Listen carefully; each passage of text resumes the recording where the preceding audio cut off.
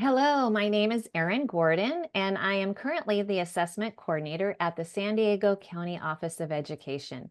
I previously was the assessment coordinator for San Diego Unified School District, which is a large district in Southern California. And this video is about monitoring completion. So at a large district, it was important to run the aggregate completion status reports frequently to have a finger on the pulse of completion rates and the progress of testing.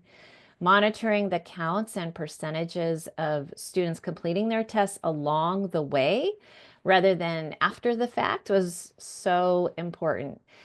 I wanted to make sure that I knew which schools had started testing, which schools were done, and which schools hadn't begun. And that status really changes weekly. For our district, the spring testing window spans about 2 months for CAASPP and then 4 months for the summative ELPAC. So it was critical to know where each school was in their testing so that my office would be able to provide support strategically. There are two reports that provide that bird's eye view. One is in TOMS under the Reports tab, and one is in the Test Information Distribution Engine, or TIDE, which is accessed under the Links tab in TOMS. Now, the TOMS reports update nightly, while the TIDE reports update more frequently. I preferred the completion status report in TIDE, and I would run it weekly in the beginning of testing, and then at least bi-weekly towards the last 6 weeks of the testing window. I would check the reports against the testing calendars that site coordinators would submit to my office prior to testing. So this process helped monitor testing at each school.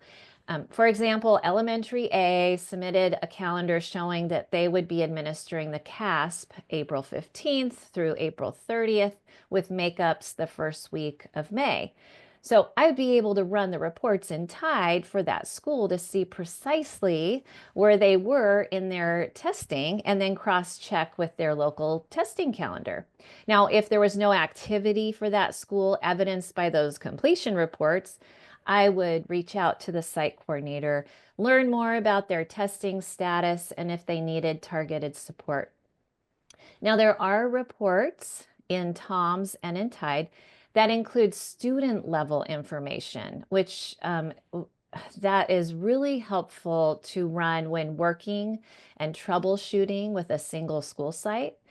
Similar to the aggregate reports, as I mentioned, there are student level reports in both TOMS and TIDE.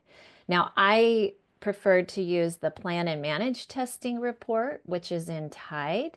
The report is customizable. It helps focus in on specific criteria.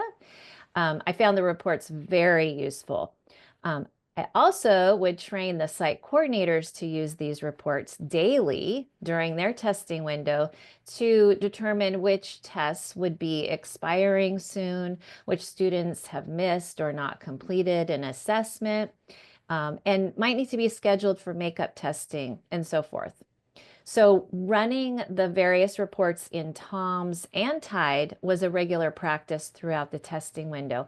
And it really helped monitor testing at the district level and then also for my site coordinators at the site level. So I hope you found this information timely and useful. Thanks for watching.